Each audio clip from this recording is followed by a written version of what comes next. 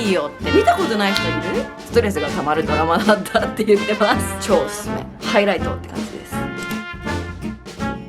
こんにちは、上野ありさです。今日はですね、リクエストがあったNetflix、Hulu、Amazon プライム、あと最近ディズニープラスにも加入したので、そういうサブスク系の動画サイトの、おすすめ海外ドラマだったり、韓国ドラマだったり、あと映画とか、結構ねこの企画待っててくれる人がねたくさんいるので、更新バージョン結構ねもう1年半ぐらい前が最後撮ったものだったので、更新バージョンを撮っていきたいと思います。今日金曜の夜なんですよ、私これもう電気やめよう、暗いのほら。はい、ビールを飲みながら喋らせていただきたいと思います。乾杯ということで、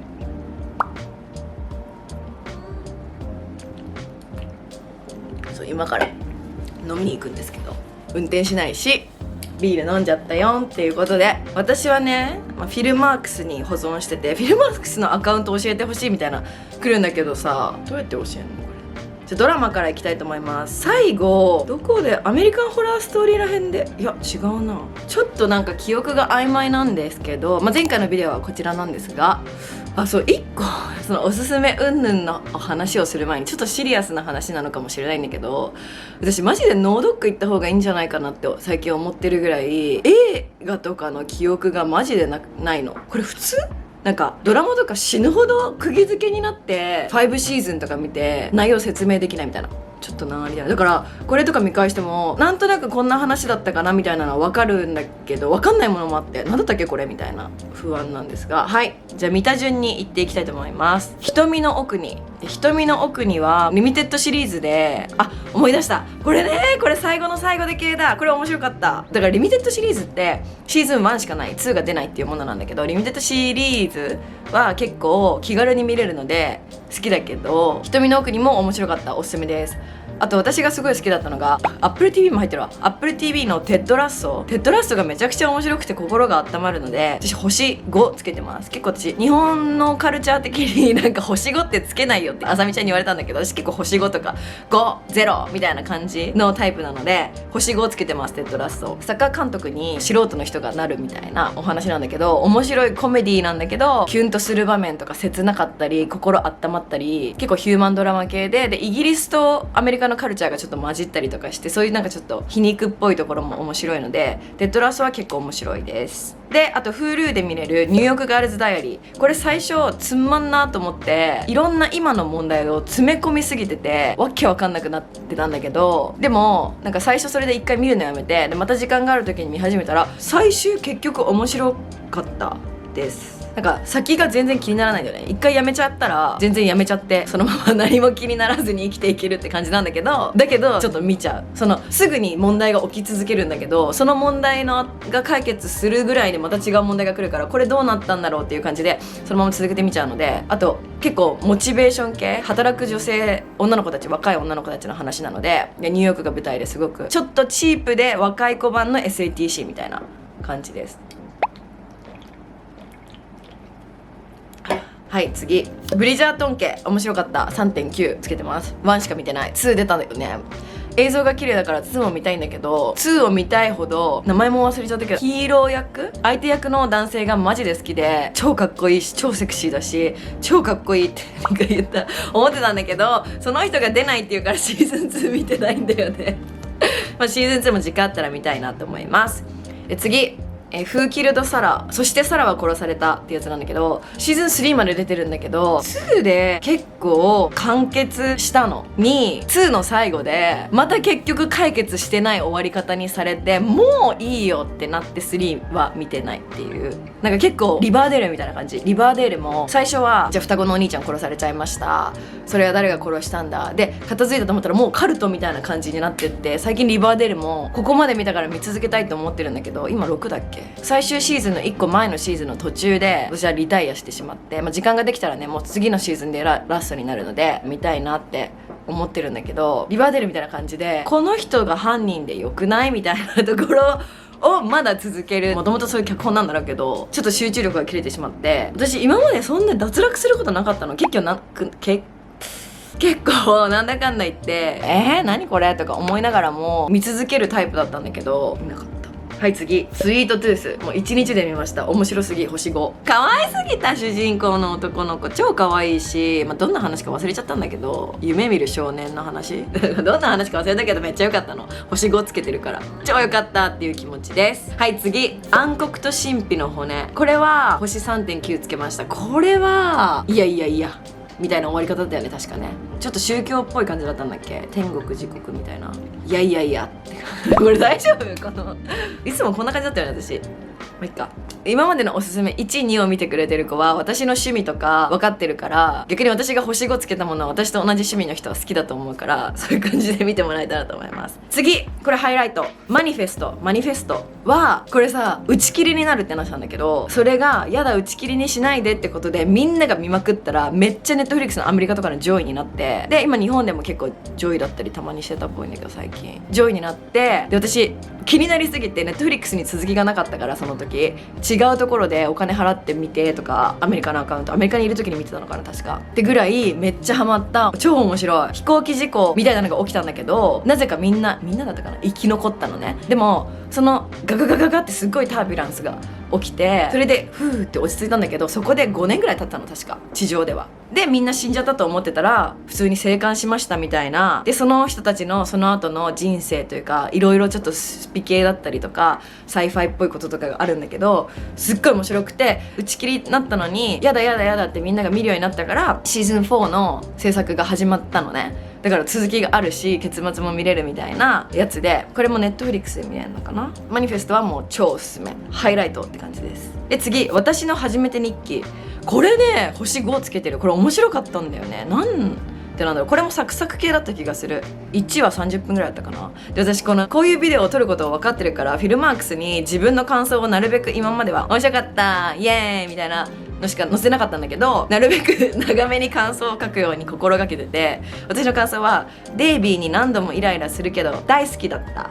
楽に見れて楽しい、次はどうなるのかなって言ってます。でもどう終わったかも覚えてないし、ただここに出てくるこのアジア人のちょっとね、この人30歳ぐらいの人なんだけど高校生役を演じられていて、この人めっちゃかっこいいんだよね。それもあって結構好きでした。次、エリート見ました。エリートも見たけど、メンバーが変わる時期シーズン3だったかななんかでメンバーが変わる時にちょっとリタイアしちゃって、金髪の女の子可愛すぎて、エスタールちゃんだっけ、インスタもフォローしてんだけど、マジで体も綺麗で顔も可愛くて、しかもスペイン人でおしゃれで、インスタ超見てほしい。エステル・エスポシトさん、そう超可愛い。エリートはまあみたいな、シーズン2、3ぐらいだっけ、4までだっけ、どっかぐらいまでがメンバーがガッて学年、なんかその人たちが卒業して高校生の話だか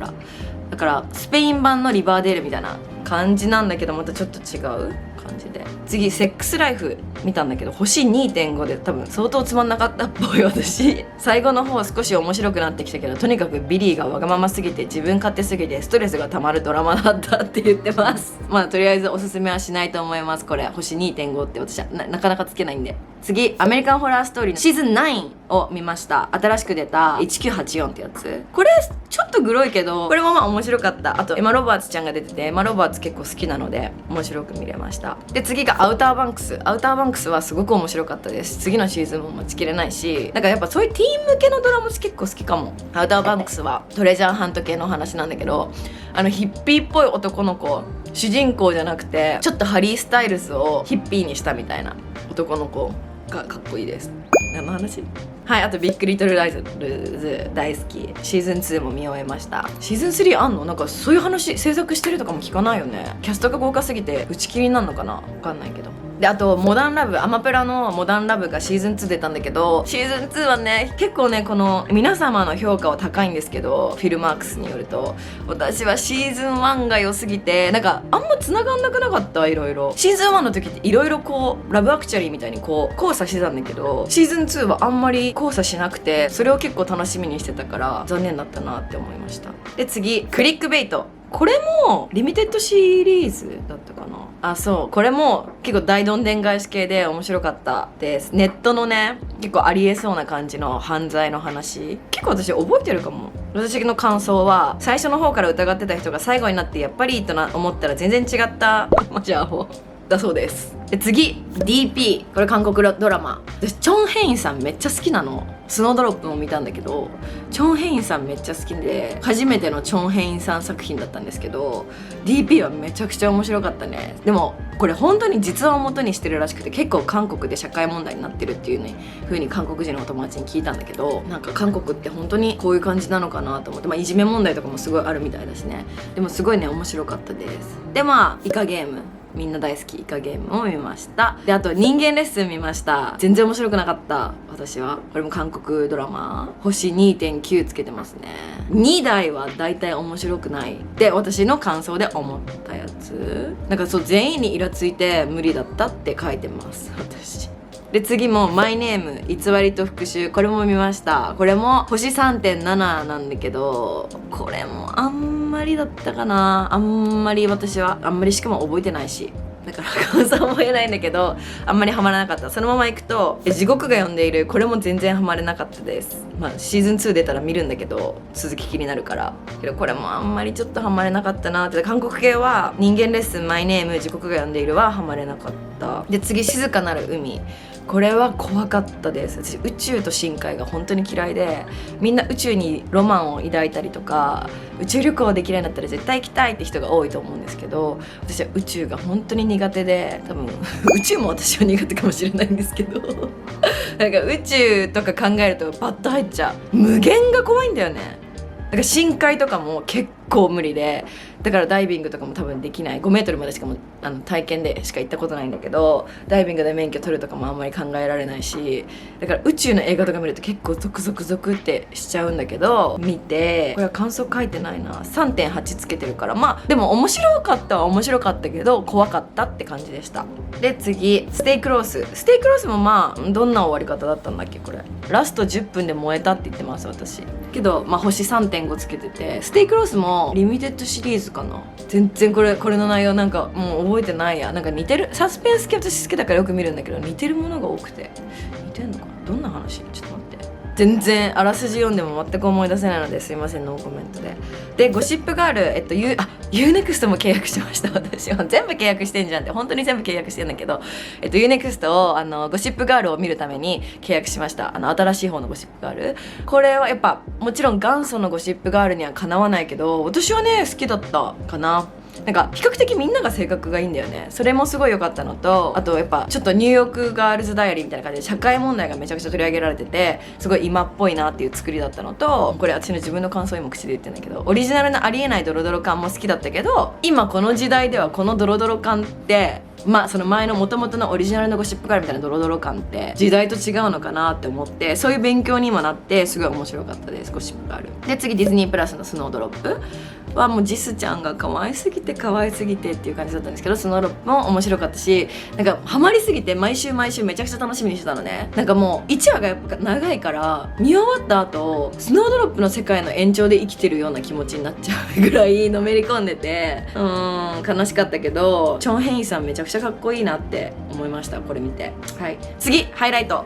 はユーフォリアです。そうだ、私ユーフォリア見るために UNEXT 契約したんだけど、もうアメリカでめちゃくちゃ話題になっているドラマユーフォリアなんだけど、今シーズン2まで、3まで出てないっけ。2か、2がね今年出たんだけど、すっごく面白くて、最近キラキラのメイクだったり、こういうシュっていうメイクだったりとかが結構海外で流行ってるんだけど、それも全部ユーフォリアのこのキャラクターから来てたりとか、もうすごいね、今のティーンたちは絶対ユーフォリア見てるだろうし、私がこう30代になってティーンドラマを見て、このユーフォリアが今すごく話題になってて、こういう今時代なんだみたいな、今の高校生ってこういう感じなんだみたいな、もちろん国は違うけどすごいなんか勉強になるし、ちょっと悲しくもなるし、なんかね、私は逆になんかドラッグカルチャーとかももちろん日本で育ってるからさ、周りにも全然なかったから、結構ドラッグにズブズブなのね。その主人公のゼンダヤちゃんが主人公なんだけど、だからそういうのも理解できないけど、やっぱドラッグ経験とかがあるこうアメリカ人の人とかからすると、もうなんか見れないらしい、リアルすぎてっていうのを言ってた。だからそこら辺は逆に私からしたらファンタジー系というか、あんまりそのリアル味がないからこそスラスラ見れたのはあるかもしれないんだけど、すっごく面白いです、ユーフォリア。はい、次窓辺の女の向かいの家の女。これはこの主人公のクリステンベルがこれ制作総指揮がクリステン・ベルだったんだ。そっか。そう主人公兼多分制作総指揮をやられてて、もう彼女が出てるのってあんまり外れがないから見たんだけど、オチに笑ったって言ってるけどオチは覚えてないや何だったんだっけ、忘れちゃったけど、なんか家から出れない引きこもりの女性がこの窓から外を見てて殺人現場みたいなのを見ちゃって、でも全員が怪しく思える系でもリミテッドシリーズなのと1話30分なのでサクサク見られました。で次、今私たちの学校は、これも韓国だね、ゾンビ系のやつ。前エピソード終わり方がすごい良かった印象で、続くっぽいから続きも見たいなって思ってます。次、令嬢アンナの真実。これ本当にいるロシア人のアンナさんの話で、詐欺みたいなスキャムの話なんだけど、これも面白かったし、すごいアメリカでもめちゃくちゃ、ちょうど公開されたぐらいの時にアメリカいて、めっちゃみんなそれの話してて、でちょうどしかもニューヨークにいたから、ニューヨークが舞台になってるから、でこの人本当にアンナさんインスタが普通にあったりとかで、インスタとかも見たりとかして結構面白くて、なんかそのリアルとつながってるから楽しめた感じの実話に基づく話です。次、彼女のかけら。これもなんだから彼女のかけらとさ、言ったらステイクロースとかちょっと似てんじゃない？あんま覚えてないけど、でも面白かったって言ってる私もうこっから雑になってきて、面白かったって言ってます。しかも3月に見たんだよ。結構最近じゃない？覚えてない。もう終わりに近づいてます。ドラマはねまだ続くよ。ホワイトロータス、これなんか話題作だったのね、アメリカですごく。UNEXT で見たんだけど面白かったです。これかなり最近ってか1週間以内に見終えたんだけど、これ続くらしいね。なんか人気すぎてシーズン2があるらしいんだけど、結構綺麗に終わってるからどうなるのかなって感じなんだけど、ホワイトロータスはすごい口、ハワイの島のホテル、リゾートホテルの中で全てが完結するドラマで、最初殺人事件があったんであろう感じで始まって、そっから1週間前に戻って犯人は誰なのか何が起きたのかみたいな感じで、シドニー・スウィーニーちゃん、それこそユーフォリアでも爆売れしたシドニー・スウィーニーちゃんが出てるので、それもあって見たんだけど、時間があったらぜひ見てくださいっていう感じの内容でした。あとバージンリバー見たんだけど、これは珍しく私は脱落しました。なんか本当に何も考えずお酒とか飲みながら、大人の恋愛の話なんだけど、田舎町のお酒とか飲みながらふーって何も考えずに見るのにはいいんだけど、本当に何も入ってこないくて、シーズン2ぐらいまで見たかなけど、もう全然先が気にならないし、その前に何が起きたのかも忘れちゃうぐらい全然ハマれなかったドラマでした。でみんな大好きストレンジャーシングスはもうシーズン4見たことない人いるみたいな感じなんだけど、シーズン1最高、シーズン2最高、シーズン3シーズン4最高って感じだったの。シーズン1より私は4が好きだったんだけど、もちろん1ありきの4だからあれなんだけど、本当にシーズン1面白かった。マジで面白くて、私3回目のシーズン1からやってんのね。4見たら全部つながるんだもん。で次がシーズン、もともとストレンジャーシングスって5シーズンってアナウンスされてるの。それさ、私さ DM が来て次のシーズン待てないみたいなの書いたら、ネタバレすごい言われるから、すごい気をつけて発信するように頑張ってるんだけど、不意なネタバレですみたいな感じで言われちゃったんだけど、シーズン5まで出るってアナウンスされてるのっていう私の気持ち分かってほしい。はいということで、そう次がファイナルシーズンなのでマジで楽しみですっていう感じです。でせっかくなのでドラマに関しては、今回ハイライトはこの最新版では2つ、ユーフォリアと、スイートトゥースと、ストレンジャーシングスとマニフェストです。その4つがハイライトなんだけど、全部の中で一番好きなドラマは This is Us です。それはAmazon プライムで見れるんだけど、もうね悪者が出てこない毎は泣ける家族愛の話なんだけど、もう本当に心が温まって、今すぐ家族に会いたくなって、もう本当に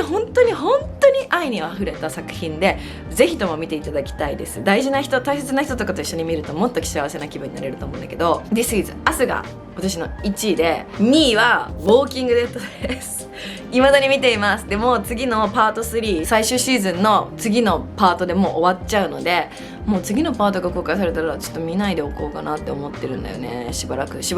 わらせたくないから寝かそうかなって思ってて、そのくらい面白い。で3位がストレンジャーシングスかな。はい、いきなりランキングしました。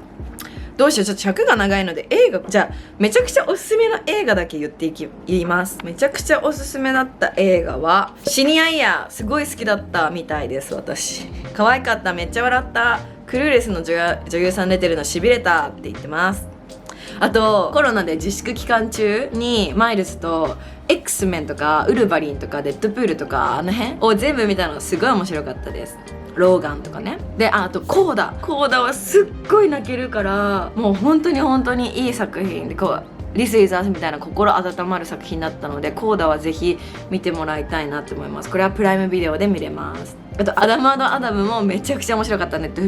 フリックスオリジナルなんだけど、ライアン・レイノルズが出てるような、私全部好きなので、もうこの人神だと思う。なので、すごく面白くて、アダム&アダムもめちゃくちゃおすすめです。あとライアン・レイノルズで言うとヒットマンズ・ボディーガードもすごく面白かった。これもネットフリックスで見れます。あとドント・ルック・アップ、これは本当に実際に起きそうで、環境問題のこととかもすごく触れられてて、キャストもすごいので、話題作だから見てる人も多いと思うんですけど、ぜひドント・ルック・アップ本当に起き得る未来だと思って見てほしいなと思います。あと星5はUNEXT で見れるハリー・ポッターのリユニオン、ハリー・ポッター20周年記念リター・トゥ・ホグワーツってやつなんだけど、フレンズのやつもあったのけど、フレンズのやつはちょっと違う、なんかキャストが集まったりちょっとコントっぽいことやったりとかだったんだけど、ハリーポッターすごかった。マジでなんかずっと鳥肌立ってた。だからぜひ見たことない人はわざわざこれUNEXT30 日間無料なので、私は30日間で解約するつもりが結局そのままずっと払い続けてるんだけど、30日間無料なのでこれだけでも見てほしいぐらい見てください、ハリーポッターファンの皆さん。あとザ・ギルティも私評価上げてんね。911、その救急車とかおまわりさんとかに電話するダイヤルの担当の人、電話担当の人の話なんだけど、絵が変わらないのにずっとこうスピード感が速いような遅いようなみたいな感じなんだけど、絵が変わらないのにめちゃくちゃ飽きずにハラハラ楽しめて、私はすごく好きでした。あとアマプラのシンデレラ、カミラちゃんが主人公の方のシンデレラで、今までのディズニーじゃないから今までのシンデレラをちょっと覆されるような、すごくポジティブで衣装も可愛いし、もうめちゃくちゃ良かったシンデレラ。あと愛しい人から最後の手紙、これもすごい良かったんだよね。なんか昔の話なんだけど、これネットフリックスで見れます。ノートブック的な感じで、ただ一個だけ言うと不倫なのね、その愛が。だから不倫じゃなきゃもっと押せたんだけど、不倫ってところだけちょっとマイナスポイントだったかなっていう感じで、今の時間軸の人たちだとさ、既読とか入力中とかでこうピリピリするのに、昔の人はこう手紙でねやり取り、愛をこう綴ってたっていうことで、そういうなんか違いとかも楽しめたはずです。あと今更ながら新しいチャーリーズ・エンジェル見ました。クリステン・スチュワートとかが出てた、あとアラジンのジャスミン役の女優さんとかが出てたチャーリーズ・エンジェルめっちゃ良かった。でもなんかチャーリーさんそうなんだみたいな、なんか結構いろいろ今っぽく修正されてた感じでしたね。あとサンダーフォース、すっごく笑いました。サンダーフォースも面白かったです。あとビリーのドキュメンタリー、ビリー・アイリッシュ世界は少しぼやけているってやつなんだけど、めちゃくちゃ良かった。これも星5つけてます。もし時間があったら見てほしいです。はい、そんな感じで、ちょっと駆け足、最後は駆け足っていうか全体的に駆け足になってしまったんですけど、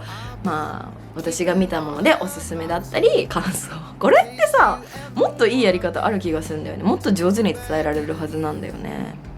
ちょっと考えてみたいなと思います。次回に反映したいので、アリサちゃんこうしてくれたらもっと分かりやすいよとかあれば、ぜひコメントしていただけたらなと思います。あと概要欄に目次が貼ってありますので、気になってたんだよねこの作品でも。私の感想とか本当にマジでやばいんだけど、単語みたいな感想がみたいな感じなんだけど、参考になったらいいなと思うので、ぜひ目次もご活用くださいって最後に言ってもしょうがないんですけど、ご活用いただけたらと思います。はい、では最後まで見ていただいてありがとうございました。よかったらチャンネル登録といいねとぜひコメントもお待ちしています。コメントでぜひこれおすすめでしたっていうのあれば、教えていただけたらと思います。ではまた次回のビデオでお会いしましょう。バイバーイ